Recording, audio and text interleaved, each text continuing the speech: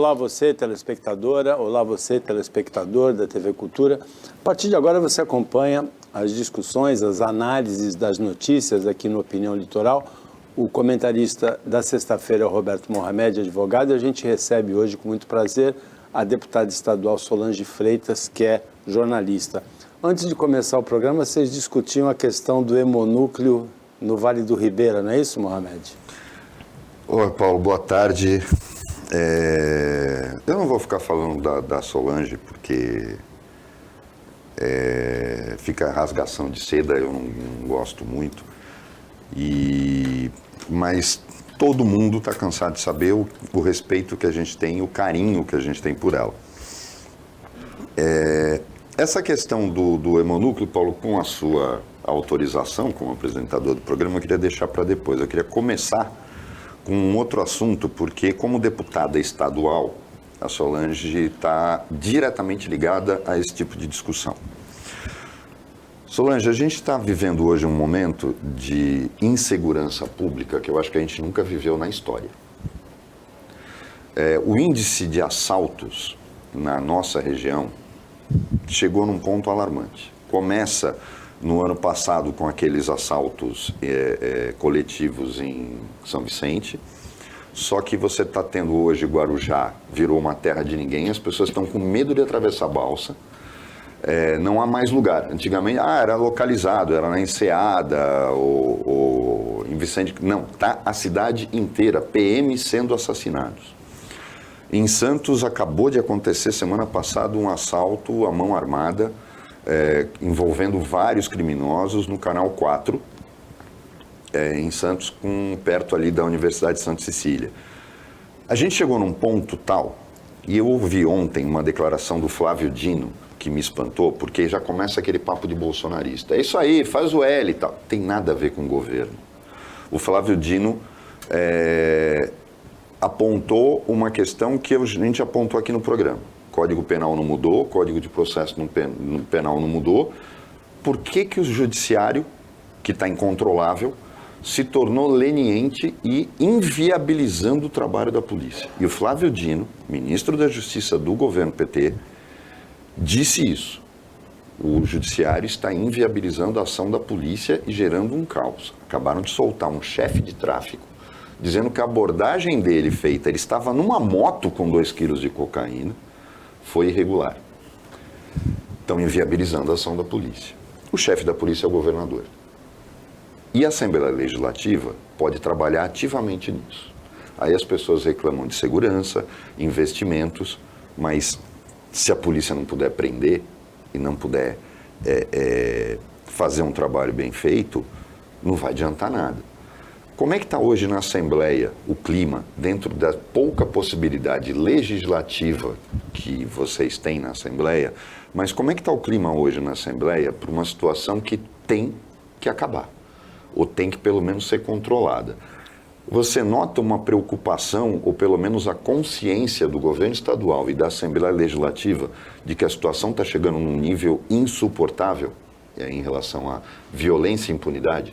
Tem sim, a gente vê na fala também de alguns deputados essa preocupação e essa cobrança. Só que às vezes não adianta você só cobrar, falar e não for para cima para resolver. Porque isso que você falou do Flávio Dino e essa questão de ou é bolsonarista ou é petista e fica essa guerra, às vezes você vê um pouco disso na fala dos deputados, né? Quem é de esquerda, eu falo na Assembleia, né? Porque na Assembleia a esquerda que é a oposição, às vezes a fala é muito mais só para atacar, né? Não para apontar o que realmente precisa e ajudar a resolver, né? E às vezes a direita muito radical é muito só na defesa e aí acaba não construindo.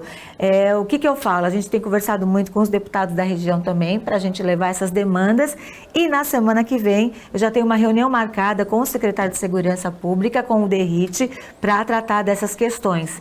Inicialmente para tratar do Guarujá, né? Porque a situação do Guarujá está muito complicada, mas também para buscar ajuda para trazer mais policiamento para a Baixada, não só no final do ano, né? Então, essa é uma das conversas com o secretário.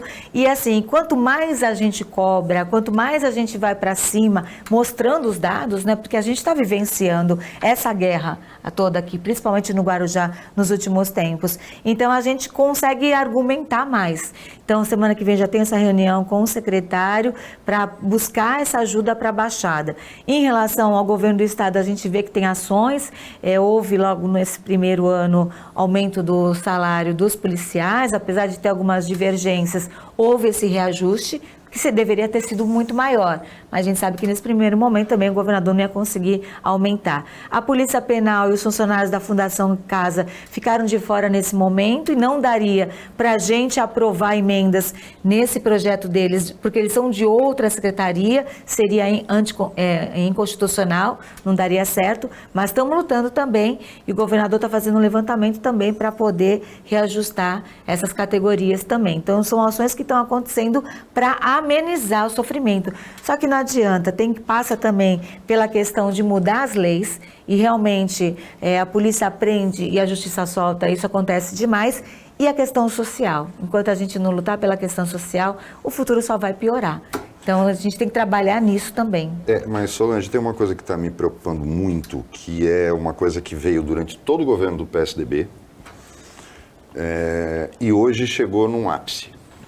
A Polícia Civil do Estado de São Paulo está trabalhando com metade do efetivo necessário. Não estamos falando do efetivo ideal. O efetivo necessário, ela tem metade. Ou seja, falta delegado, falta perito, falta investigador, falta escrivão. E o segredo do combate à impunidade é a boa investigação, porque não é a PM que alimenta o processo penal, é a Polícia Civil. Existe alguma coisa, você acabou de falar de reunião com os deputados e tal, mas a gente nota o seguinte, o problema não está no Tribunal de Justiça, não é o Tribunal de Justiça e o governador tem influência sobre o Tribunal de Justiça, é lógico, que é o problema, é lá em cima. Mas se tudo estiver bem feito, fica difícil para os outros desmantelarem. Não está na hora de uma iniciativa de um deputado estadual ou do próprio secretário de reunir Ministério Público, Tribunal de Justiça de São Paulo, o comando das duas polícias com o governador e a Assembleia e dizer: a gente tem que blindar a nossa polícia e o inquérito e o processo para que Brasília não possa se meter.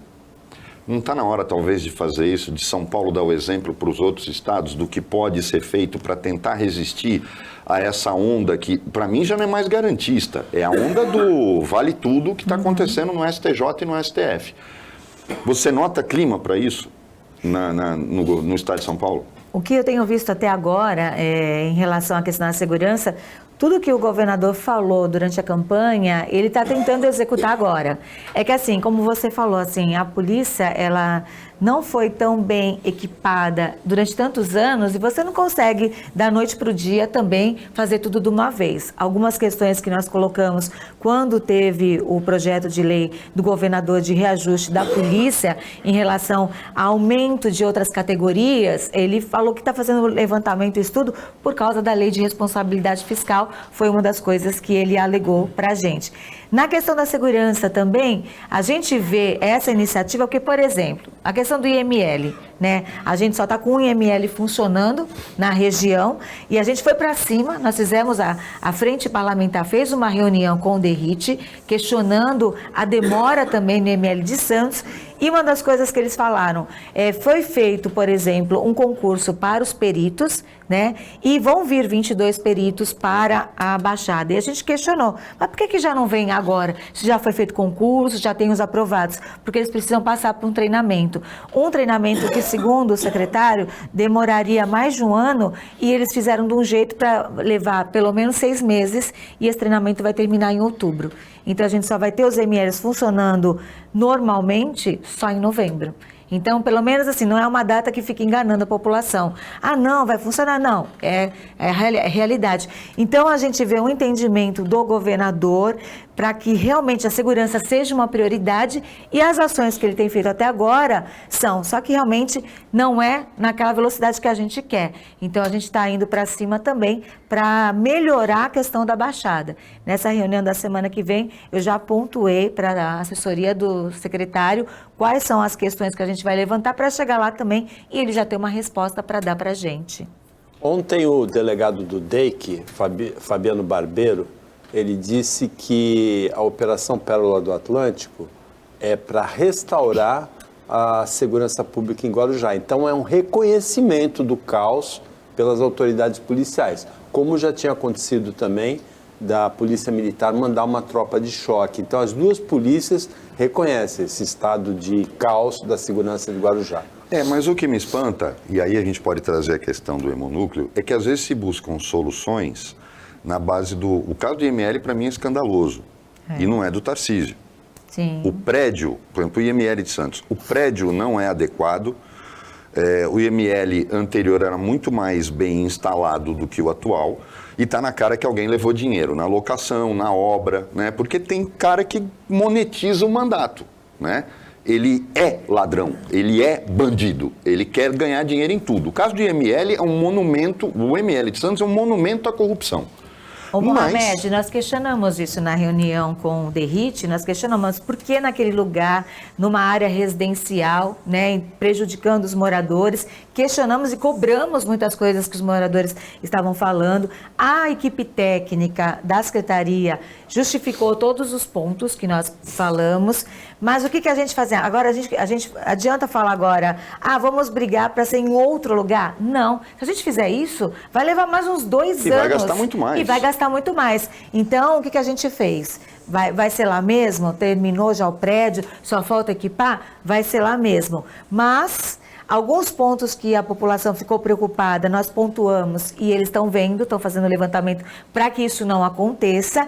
E já estão pensando também fazer um levantamento para ter um outro terreno, uma outra área lá para frente. Então, só que agora precisa ser lá. Senão a gente não vai ter IML tão cedo. Então, nós pontuamos tudo isso que você está falando, nós pontuamos nessa reunião, a frente parlamentar. Essa questão do hemonúcleo, Solange, até a gente conversava antes, porque é o tipo da ideia que acaba com o discurso. Realmente, manutenção de um hemonúcleo é muito cara. No estado inteiro, embora a gente tenha campanhas constantes de doação de sangue, às vezes as pessoas não têm aonde doar. E nós conversávamos aqui sobre a ideia de uma unidade móvel, que não é difícil. Você monta uma UTI móvel. É muito fácil montar um hemocentro numa unidade móvel. E os veículos estão aí à disposição. Já me disseram que tem ambulâncias paradas em São Paulo, e basta adequá-las como você prepara. E é muito mais barato que uma UTI móvel. E você atingiria todas as cidades que esse sangue coletado em campanhas específicas poderia ser despejado, colocado nos hospitais dessas cidades. Você acabaria com o problema de uma forma muito mais barata. Às vezes fica a pergunta, mas a gente tem tecnologia para isso? Então, vou até dar um conselho. Falou simples, chama o comandante da FAB, ou o comandante da Marinha, o Comar em São Paulo, isso é uma sugestão para o governador, porque a Marinha e a FAB usam unidades móveis desse tipo, seja em embarcações ou em helicópteros, para atender a Amazônia. Eles têm a tecnologia para montar, porque eles têm isso. É usado na Amazônia, onde Exército, Marinha e Aeronáutica são efetivamente o último recurso da população para ações humanitárias. Isso é um ponto positivo das nossas Forças Armadas que pode ser copiado. Então, tecnologia eles já têm, é só eles dizerem como é que faz e se monta isso. Esta solução é um exemplo de como se pode fazer as coisas gastando pouco, gastando muito menos do que construir prédio. Talvez também não seja isso que pode ser feito para o enfrentamento social, porque você tocou na ferida. Por que Guarujá chegou nesse ponto de estar incontrolável? Porque a situação das favelas de submoradia no Guarujá chegou num ponto incontrolável. Sim. Porque o poder público foi omisso e você construiu. Morrinhos era uma favela. Já deve estar, Morrinhos está ficando que nem filme do Rock, né? Daí Morrinhos 20, Morrinhos 21. Quer dizer, essa coisa incontrolável de extensão das favelas, Solange, não existe um projeto a curto prazo em que possa haver uma intervenção, e talvez, se a gente fala de unidade móvel, talvez um trabalho localizado, que não precise de prédio, não fosse a solução para se dar uma esperança para a molecada, para as famílias, que é onde o crime tá dominando? Mohamed, só falar sobre voltar um pouquinho na questão da doação de sangue, porque as pessoas não sabem porque que a gente estava falando sobre essa unidade móvel. Você deu essa ideia e vou até levar essa ideia para o secretário de Saúde do Estado. Foi porque essa semana a gente comemorou o Dia Mundial do Doador de Sangue, nós estamos no Junho Vermelho, e eu fui fazer um levantamento para passar nas minhas redes sociais para as pessoas aonde elas podem doar sangue. E aí eu fiquei passada quando eu vi que no Vale do Ribeira, uma região que tem mais de 20 cidades, não tem uma unidade, um posto de coleta de sangue. Aí você fala para as pessoas, o poder público vem e faz aquela campanha, doem sangue, a população não está doando sangue. É mentira, a população não está doando sangue porque não tem onde doar. Uma pessoa de registro para doar sangue tem que rodar 200 quilômetros. Ou ela vai para São Paulo ou vai para Santos. As pessoas mal têm o que comer. Na Baixada Santista, São Vicente, que a população de São Vicente é maior do que todo o Vale do Ribeira, não tem uma unidade para você doar sangue. O morador de São Vicente, que mal tem dinheiro para passagem, ela vai pagar para ir para uma outra cidade doar sangue, não dá para cobrar isso da população. Então, a culpa é do poder público. Nessa semana, eu tive uma reunião com o secretário de Saúde do Estado, cobrei isso, tanto na Baixada quanto no Vale do Ribeira, né? Ele pediu também para eu pegar algumas informações e passar para ele, que ele também estava levantando essas informações. A tua sugestão é muito boa. Fiz uma indicação na LESP para que tenha uma unidade de doação de sangue, um hemonúcleo no Vale do Ribeira, mas vou levantar esses dados que você falou da possibilidade de ser móvel, porque essa é uma muito boa ideia, e vou passar para o secretário também. Agora, em relação à habitação, por exemplo, ontem eu tive uma reunião com o Fernando Marangoni, deputado federal, que foi o relator do Minha Casa Minha Vida. Eu levei o secretário de Habitação de São Vicente até a pedido do prefeito por causa de projetos que estão parados em São Vicente. E assim, a boa notícia, segundo o Marangoni, é de que muitos projetos estão parados. Eles vão ser retomados agora, né? Foi aprovado o relatório dele total, do Minha Casa Minha Vida, e a gente apresentou outros projetos, tanto de São Vicente quanto da Baixada, para dar aquela fortalecida. Agora, o que me assusta também, Mohamed, que quando eu fiz uma postagem falando da habitação, hoje nas minhas redes sociais, e aí o pessoal que é lá do Morro do Macaco Molhado, no Guarujá, falou, Solange, mas o pessoal que passou por todo aquele problema em março de 2020, né, aquela tragédia toda, não tem uma proposta de um conjunto habitacional para eles. O que me causa estranheza. Como é que as pessoas que sofreram todo aquele problema, ficaram sem casa, o morro desabou e não tem um projeto habitacional para essas pessoas? Então a gente está andando muito a passos lentos. E assim, quando a gente leva a habitação, eu acho que é onde a gente tem que trabalhar para amenizar a questão da segurança também. Mas o terreno escolhido para construir um conjunto habitacional para as vítimas das enchentes desse ano, de deslizamentos desse ano em São Sebastião, o terreno escolhido alagou. Então, é muito triste isso, né? O Opinião volta depois do intervalo, bem rapidinho.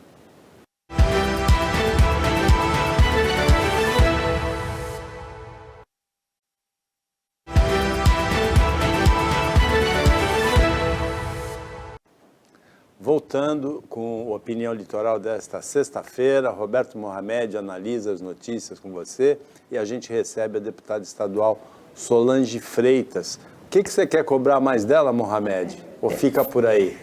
Não, fica por aí. Eu não vou cobrar nada dela agora. Eu vou deixar para cobrar o ano que vem. Eu vou deixar para cobrar o ano que vem. Ela sabe do que eu estou falando. Solange, tem uma coisa que me incomoda no atual governo, porque o Tarcísio foi eleito com uma imagem dupla. Uma imagem de um cara que é privatista, mas uma imagem de um tocador de obras. Só que desde que ele assumiu, ele só fala como privatizador. O mercado é maravilhoso, e parece que ele é do Partido Novo e não do Republicanos. o mercado é maravilhoso, tem que privatizar tudo, e aí esquece algumas coisinhas, né? Como, por exemplo, não, o túnel Santos-Guarujá tem que ser um projeto, tem que ser uma PPP, com pedágio de R$45, porque aí quem trabalha no Guarujá morre, mas não pode mais trabalhar em Santos. Não, você tem que pensar, quando você está falando de obra pública, você tem que pensar em obra com o ponto de vista social também. Esse tipo de obra é o tipo de obra que o Estado faz, o Estado, União, Estados e Municípios, o Estado faz, e aí ele privatiza a operação. Porque a iniciativa privada não vai construir para trabalhar com tarifa social. A gente vê o caso de metrô. Metrô é subsidiado no mundo inteiro. E me incomoda um pouco que eu só ouço conversa do governador em relação a privatizar tudo. Está faltando pouco para ele falar que vai privatizar a polícia. Na Assembleia, e você que é da situação, não se preocupam um pouco com essa falta de projetos, porque administrar um Estado não é administrar uma empresa. Você não tem que ficar preocupado com o teu compromisso com o lucro, você tem que estar preocupado com o compromisso com qualidade, com outras coisas. Não existe uma preocupação de vocês em relação a esse samba de uma nota só, de privatizar tudo, o mercado é a solução, o PPP é a solução, como se, não tem mais nada a ver com nada. Dentro da situação que vai da extrema-direita até o centro, vocês têm essa preocupação com esse discurso que parece discurso único? Hoje, ontem eu completei 3 meses de mandato, né? Hoje o que eu vejo em relação aos discursos dos deputados ainda é aquela fala que eu falei antes, no primeiro bloco, né? Eu vejo muita esquerda só atacando, né? Com propostas que às vezes a gente sabe que não vai dar certo, que é inconstitucional, que é só para dizer que está junto, mas não é. Jogando para a torcida. E a direita extrema só defendendo. E hoje o governador tem a maioria na Alesp. Em relação ao discurso, por exemplo, do túnel Santos-Guarujá, a gente vai esperar, porque, por exemplo, o governo federal está dizendo que vai fazer também. Então, quem é que vai nessa onda? É o Estado, o governo federal? O ideal que fosse os dois juntos, unidos no mesmo projeto, para sair. Vai bater demais, né? É o que a gente está precisando, né? Então, como ainda é uma novela, nós estamos esperando para ver o que vai realmente, de fato, sair. O que a gente vê importante nisso é o interesse dos dois lados. Os dois querem fazer. Então, os dois vão buscar da forma como tem que ser feita. Isso é muito bom. Mas eu acho que no final vai ter que alinhar o Estado e o governo federal. E aí, de repente, com recurso federal, vai ter que ser recurso do Estado mesmo. O Estado, eu falo, né, de uma forma geral. E aí privatizar, como você falou, né, a operação como tem acontecido. Me preocupa também a questão da Sabesp, né, porque o governador está fazendo um projeto para privatizar a Sabesp. O que eu tenho feito, levantamento, conversado com todo mundo, com os funcionários, com quem já passou pela Sabesp, buscando especialistas, esperando também esse estudo aí que o governador está fazendo para me posicionar, para ver qual é o melhor. Então eu tenho estudado, quando falo em privatizar alguma coisa, eu tenho estudado para poder dar a minha opinião e ajudar nesse caminho também. A privatização da Sabesp me parece absurda, Mohamed. Por quê? Porque, primeiro, é uma empresa que dá lucro, que tem ações, é bem gerenciada, tem ações na Bolsa de Nova York. E, segundo, vai privatizar o quê? O poder de decisão da Sabesp, que é o mais importante. Onde que eu vou investir, onde que é necessário que o restante investir já é privatizado. Em saneamento, né? Não tem... Basta aí a gente ver, que é lógico, se a gente convidar a superintendente daqui, que é uma pessoa inclusive capaz, funcionária de carreira, ela vai defender esse ponto de vista, porque há um discurso único. Será que vai mesmo? Então, ou ela vai esperar um pouco? Talvez, mas por exemplo, o presidente da Sabesp, ele é um funcionário de carreira do BNDES. Ou seja, ele vem de banco. Por mais que seja um banco social, ele vem de banco. Ele é um burocrata. E ele vem com uma missão específica, que era a missão da diretoria anterior da Codesp.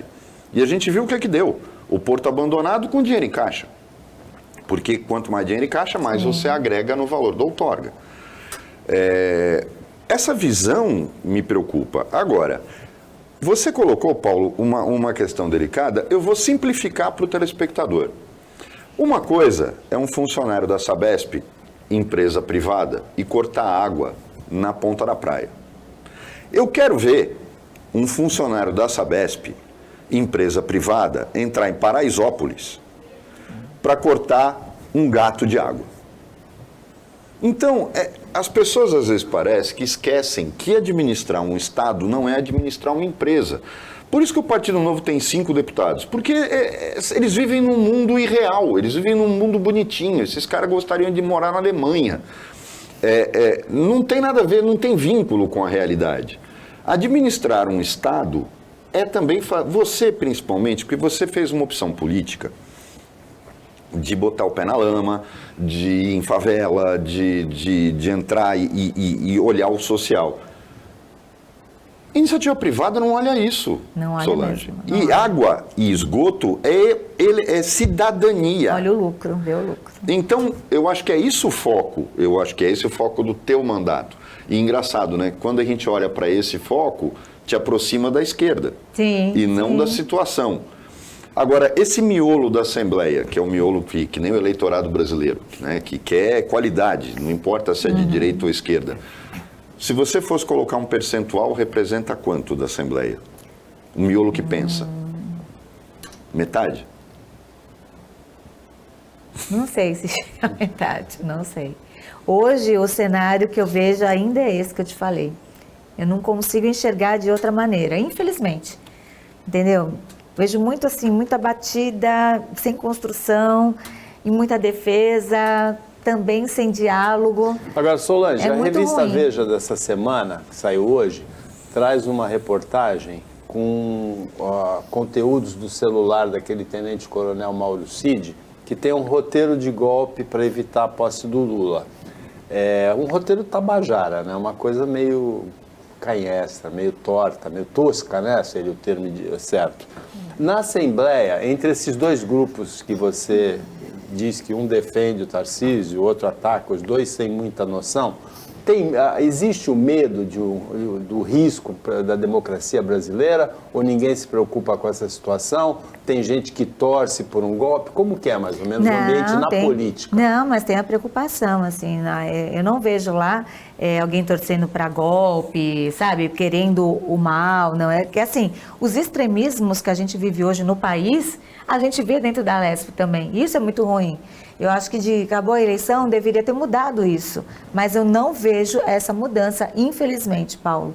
Eu vejo ainda esses extremismos dentro da Alesp que acabam não construindo. Às vezes os diálogos, por exemplo, a gente está lá, tem sessão todo dia. Sessão com votação é terça e quarta, mas tem sessão todo dia. E às vezes o diálogo deixa muito a desejar. Então, às vezes, um deputado vai lá, fala uma coisa, o outro vai lá, defende, mas sem muita consistência. É muito assim, é muito ataque e muito só defesa. Eu queria muito que essa relação mudasse na Alesp, sabe? E esse extremismo acabasse. Mas é o extremismo que a gente vê no Brasil, né? Olha o que acontece aí, a gente vê no governo federal. É a mesma coisa. Aí, enquanto a gente caminhar por isso, a gente vai ficar muito a desejar nessa questão. Ou defende ou ataca, só. Não é isso. Você sempre disse aqui, na opinião, que não existia nenhum espaço para golpe. Continuo dizendo. Isso é devaneio de louco. É devaneio de louco. Eu falo, 8 de janeiro foi um ato de vandalismo, não foi de terrorismo. Porque brasileiro nem para terrorista serve, mas porque a gente não sabe fazer. Aquele tenente-coronel tinha uma folha brilhante, né? Mas ele, em 64, o golpe de 64, que começa em 54, é o tipo do golpe absurdo, feito por amadores. É que deu certo porque era uma outra época. Mas, Paulo, se você pensar bem, o golpe de 64 foi ridículo. As atitudes que levaram ao golpe foram infantis e a forma como ele foi feito. Castelo Branco e Costa e Silva estavam escondidos no prédio do Ministério da Guerra. Para quem não sabe. Com ordem de prisão para eles. Se prendem eles na véspera, não tinha golpe. E o golpe só aconteceu porque o Olímpio Mourão era louco e ele começou um dia antes. O Castelo Branco queria pegar ele pelo pescoço. Porque ele começou um dia... tudo mal feito no Brasil. Então, até golpe aqui é risível. Agora, e aí é que eu falo, eu entendi essa questão da que a Solange falou, porque é tão preocupante quando você vê que a política não é feita no sentido de obter resultado, mas simplesmente pelo motivo de brigar. Isso numa Assembleia que tem pouco poder legislativo, mas tem muito poder de fiscalização. E não faz isso. Mas é bom a gente lembrar que é a Assembleia do Estado carro-chefe do Brasil. Né? Sim. É a Assembleia que deveria ser a mais capacitada do Brasil. Né? São 94 deputados. Deve ter uns 5 deputados estaduais. Deve ter. Eu não vejo a Assembleia forçando o governador a fazer concurso para a Polícia Civil. Quando uma polícia que investiga, tem concurso em andamento, que é a polícia judiciária, mas Solange, ainda são é pouco, 16 mil homens a menos. É pouco, mas tem... Você vai fazer concurso para 1.000, você está enxugando gelo. Sim. Quer dizer, a Assembleia tinha que estar dizendo, é concurso maciço, porque tem que preencher essas vagas. Senão você não tem condição de trabalhar. E eu não vejo esse burburinho. Os próprios deputados estaduais, que são delegados, não se movimentam nesse sentido. Eles têm sido muito cobrados lá pela esquerda para que eles se movimentem mais, para que eles cobrem mais do governador. Isso tem acontecido muito lá. A gente vai para mais um intervalo e volta já para o último bloco.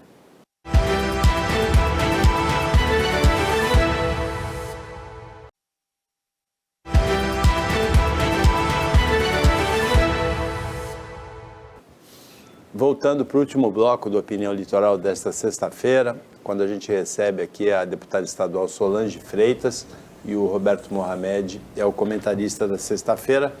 Tem uma investigação, me parece ridícula, mas é da polícia alemã em relação ao instrumentista Roger Waters por causa de uso de roupa nazista. Paulo, é bom isso, porque a gente fechou o último bloco com a Solange falando dessa questão idiota da ideologia.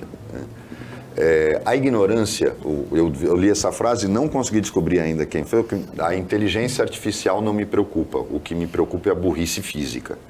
E é verdade, a ignorância das pessoas está superando qualquer padrão e você vê que até na Alemanha isso acontece.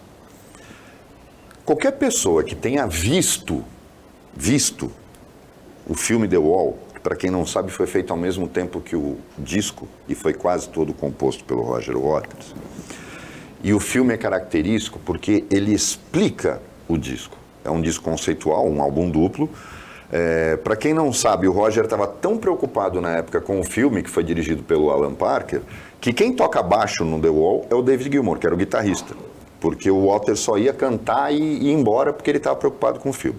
No filme, para quem não lembra, que é construído em cima de 3 músicas que são espalhadas pelo disco, chamada Another Brick in the Wall, quer dizer, mais um tijolo no muro, conta a história de um menino, e esse menino é o próprio Roger Waters, que o pai dele morreu na Segunda Guerra. E o pai dele foi piloto da RAF, da Royal Air Force.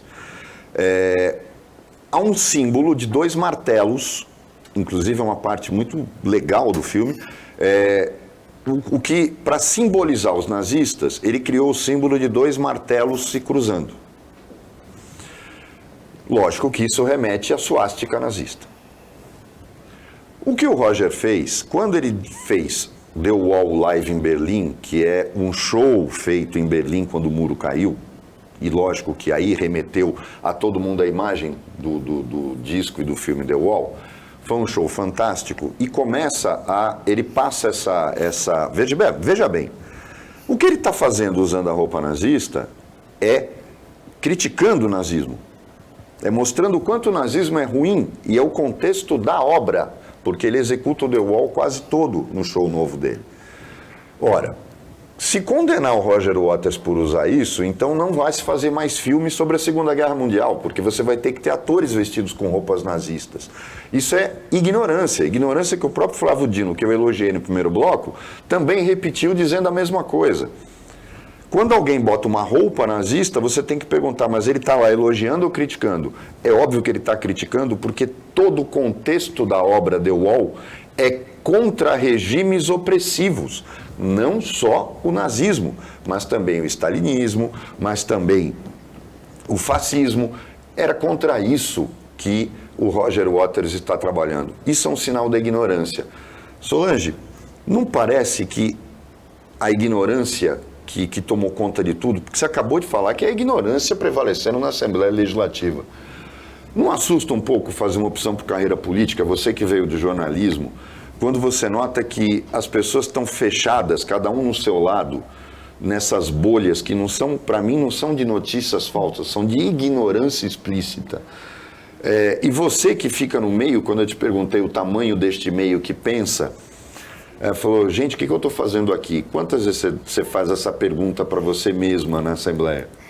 Eu sempre falei, quando eu vim para a política, que na minha carreira toda como jornalista, 30 anos trabalhando nas ruas como repórter, eu sempre tinha um preconceito danado para vir para a política, que eu nunca queria vir, né? Até chegar em 2020, a minha indignação me trazer para a política. E quando eu estou no mandato há 3 meses como deputada, eu te falo uma coisa, eu estou amando o trabalho que eu estou fazendo. Eu consigo fazer um pouco do que a jornalista fazia, que é o quê? Dar voz para as pessoas. Então, as pessoas me pedem muita coisa, muita ajuda, eu estou dando voz para essas pessoas, eu estou cobrando quem pode ajudar a resolver e estou ajudando a resolver de uma certa forma. Quando a gente cria projetos de leis, né? Só que não dá para ficar criando muitos, porque é uma média de um projeto de lei por deputado por ano que é aprovado. Então não adianta eu ficar lá criando um monte de projetos de leis que eu sei que vai ficar lá capengando e não vai dar certo. Então eu tenho feito o quê? Muitas indicações e faço as reuniões. Essa semana, por exemplo, eu fiz a indicação da questão de uma unidade de doação de sangue no Vale do Ribeira, mas eu também fui numa reunião com o secretário de Saúde do Estado, que eu fui levar várias demandas e já cobrei isso também. Então, assim, o trabalho tem sido muito bacana, porque quando a gente cobra, muita coisa a gente consegue também. Então, qual é o meu posicionamento hoje? O que eu quero fazer e eu venho fazendo? É esse, é trabalhar, é fazer a minha parte. A gente vai mudar o sistema? Não vai. É ridículo se eu falar assim, eu vou conseguir mudar o sistema. Não vai. Eu não quero aceitar várias coisas que o sistema tenta fazer a gente aceitar. Não aceito. Então, meu trabalho é esse. O meu trabalho que eu vou fazer na Assembleia é esse e vou continuar e estou muito feliz com isso. Solange, eu vou levantar uma bola para você chutar. Opa! Você falou que completou 3 meses de mandato ontem. Tem alguma coisa que deixou nesses 3 meses, alguma realização que deixou você assim muito feliz, muito gratificada? Então, assim, meus 2 projetos de leis que eu fiz, que eu estou batalhando para que dê certo, eu estou conseguindo construir caminhos, porque, por exemplo, eu não quero fazer um projeto de lei e vir aqui fazer mó marketing e, de repente, saber que lá na frente ou o projeto não vai ser aprovado, ou se for aprovado, não vai para frente, porque quantas leis nós temos que, ó, ficou lá, não foi regulamentada, não foi para frente. O que eu tenho feito com esses 2 projetos de leis? Buscando ajuda para fazer pilotos e mostrar que dá certo. Então, eu estou muito feliz com esse trabalho.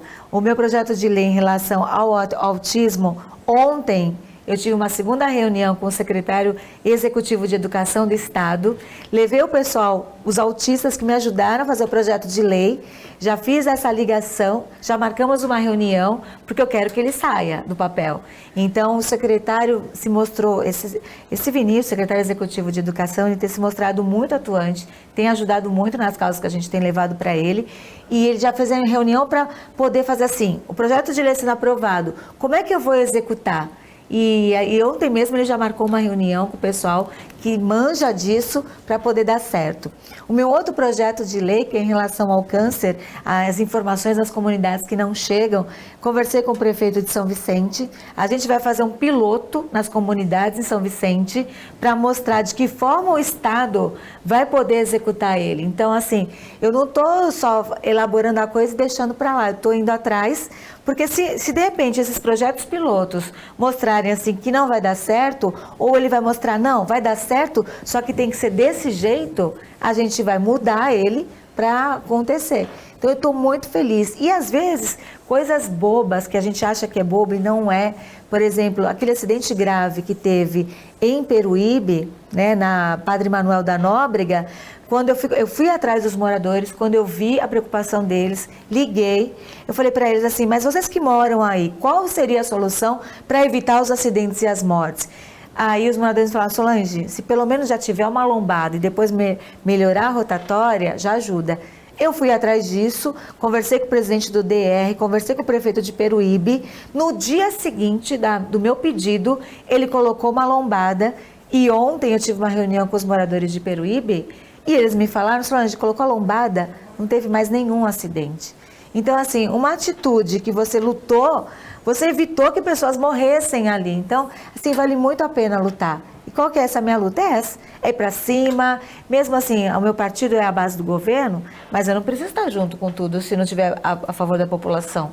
Não vai ser essa. Tanto é que eu estou estudando. Quando o governador manda projeto de lei para a Alesp, eu estudo o aumento dos salários, para ver se dava para incluir as outras categorias. Eu vi que não dava.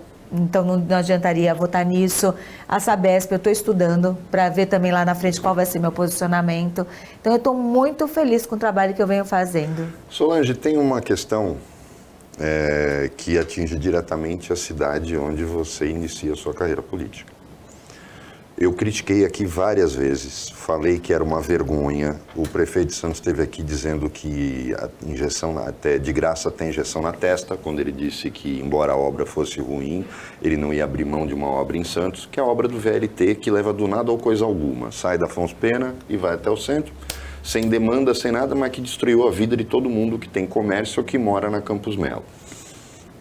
Quando a prioridade era tão óbvia e salta à vista, que era, antes de se fazer esse trecho do VLT, fazer o VLT chegar até a zona continental de São Vicente, que precisa, que tem demanda e cujas pessoas que moram lá trabalham em Santos.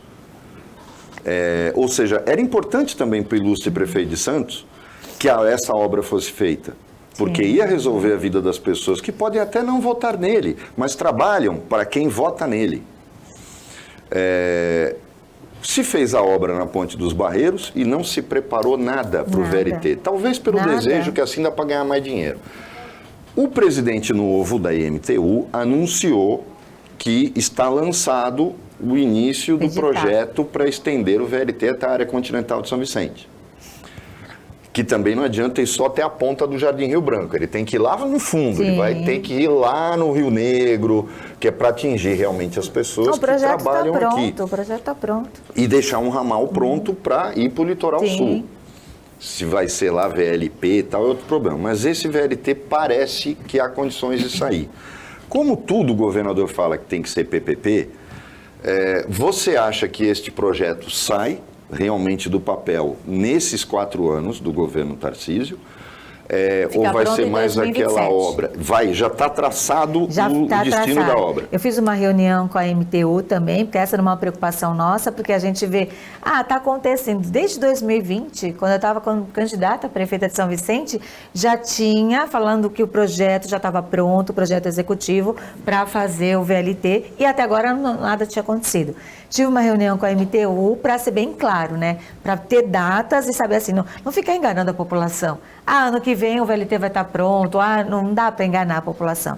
Então, eles já colocaram a licitação para escolher a empresa que vai fazer esse projeto da reforma da Ponte dos Barreiros, porque, infelizmente, a Ponte dos Barreiros vai ter que ser toda reformada quase que novamente, porque tem a parte ferroviária que não foi mexida, mas a parte também rodoviária, ela vai ser mexida, porque eles mexeram embaixo, não mexeram em cima.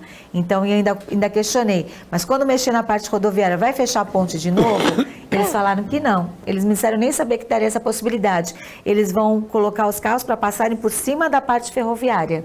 Eles já têm um planejamento nisso para não fechar a ponte. Qual é a etapa que está? Na escolha da empresa que vai fazer essa obra. Que essa reunião eu já fiz, acho que mais ou menos de um mês. Já era para ter escolhido, ainda não escolheu, ainda está nesse processo. Olha que lentidão que é. Mas com todas as etapas. Eu falei, quando os moradores da área continental de São Vicente vão ver o VLT rodando, funcionando? Só em 2027. Bom, chegamos ao final do Opinião Litoral desta sexta-feira, agradecendo a participação do advogado Roberto Mohamed, comentarista, agradecendo a presença aqui da Solange Freitas, deputada estadual, boa sorte na continuidade da carreira, o trabalho da equipe técnica e de jornalismo e agradecendo a você que acompanhou a gente mais essa edição. Até segunda-feira, nesse mesmo horário de 1h30 e um ótimo final de semana para você que você merece.